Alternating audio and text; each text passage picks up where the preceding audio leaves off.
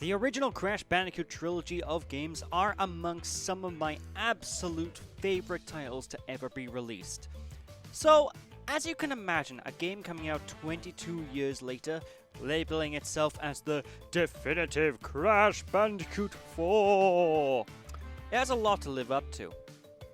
And, well, does this game live up to the fantastic design philosophy of the original trilogy? Well, to put things rather bluntly, yes. I have been enjoying the hell out of this new title for the most part. It nails everything that I would have wanted out of a full-blown sequel to the classic trilogy. And after a number of games throughout the years that didn't exactly hit the high standard that Naughty Dog set with this franchise, well, needless to say, it's about time. Going into the gameplay of this one should essentially feel right at home for anyone that grew up and played the original titles, as the formula is pretty much exactly as it was back in the day. You get plopped into a hyperlinear platforming obstacle course filled to the brim with crates that you must smash, gems that you must collect, and of course, those iconic chase sequences where you have to run away from beasties and all kinds of gubbins.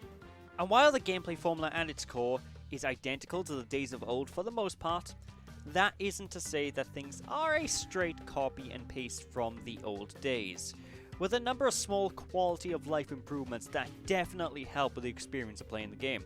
The most impactful of which has to easily be the new drop shadow indicator thingy that appears whenever you jump. Essentially, you jump and the game will tell you where you are in relation to the floor, allowing you to more easily judge your distance while you're jumping from death pit to death pit to death pit, so you don't have any deaths related to, well, depth perception. Another grand new addition to the gameplay is the quantum mask power-ups that are jittered throughout the game periodically. And these power-ups are only available during certain portions of each of the game's many levels, and they are normally used to progress through specific challenges that have been specifically designed for them. For example, Lani Loli, who can allow you to phase between different realities to move obstacles out of your way and pop platforms in and out of existence, is one of such of the masks available, and this thing creates some very nifty challenges, as well as a good chunk more that get available to you as you progress throughout the game, all of them offering their brand new unique gimmicks and challenges for you to overcome and master. What I really like about these masks is they also don't feel shoehorned in for the sake of it. Every single challenge offered with these masks are meticulously designed and really fun. In fact, I'll say the entire game as a whole is extremely well designed throughout the entirety of it, with the only real negative for me personally being the crate positions at times, which I'll get about talking to in a little bit. Though I will have to warn people, this game is difficult, even by Crash Bandicoot standards, and especially if you are aiming for 100% completion. Crash himself isn't the only character in this adventure either, as this time around you'll be able to switch between him and Coco on the fly, and this is basically just a skin swap, as well as have the opportunity to play as 3 other characters including Neo Cortex, Tawna Bandicoot, and of course, fan favourite villain Dingodile in these unique alternate timeline levels. All 3 of these extra characters control close enough to Crash and Coco to not feel completely out of place. However, they do have their own unique attributes.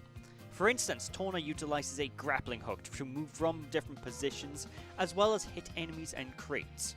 While Dingodile can make use of his suction pack in order to hover in the air for a short period of time, suck up crates, and grab explosives that can be used offensively. Cortex is probably the most unique out of the bunch, however, as he's more of a ranged character that utilizes his blaster in order to transform enemies into platforms in order to move from place to place. Out of these 3, I feel Cortex is probably the weakest personally, as a lot of his movement does feel somewhat awkward to me, and aiming his blaster can be a little bit fiddly in 3D areas too, though fortunately there's not too many of those. Actually, aiming in any ranged attack in this one actually kind of feels awkward to me a lot of the time. For instance, hitting things with Tawna's grappling hook can also be pretty hit and miss.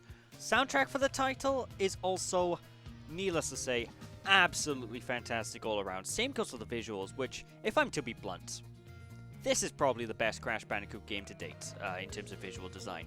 Which honestly surprised me, because initially I was actually kind of pretty lukewarm to how things looked during the reveal of the game. But over time, everything's really grown on me, and I just love how it's all come together.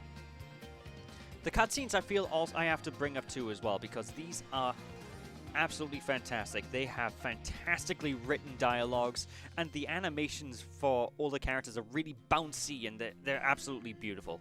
For collecting each of the gems in each of the levels as well this time around, you are rewarded with additional skins for Crash and Coco, which honestly, I love it. It's a great incentive to aim for as much as possible, because you're constantly collecting gems and you're constantly going to be getting rewards for collecting those gems as you play through.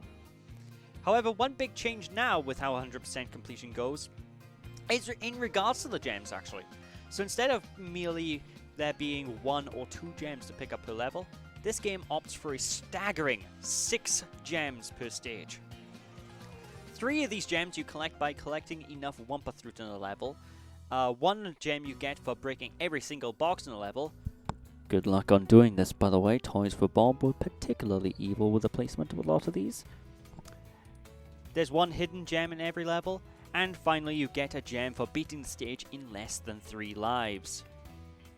Honestly, 100% completion? I haven't done it. This title asks a lot more than the previous games, and there is a hell of a lot of content to go through in order to get everything that is available to you. Time relics are back, and as stressful as ever, featuring super duper tight times that you will need to beat the level in order to collect them. There's VHS cassette tapes to grab that you need to basically get to without dying in order to access them. And these will unlock bonus levels where you get to see Cortex training Crash Bandicoot before the events of the first game. There's inverted levels, which mirrors the entire level design and couples the mirrored level design with a new visual filter for an extra challenge, and an additional 6 gems on top of that. And on top of that, there is insanely perfect relics to collect by collecting every single gem in a level, bar the hidden one, on a single life.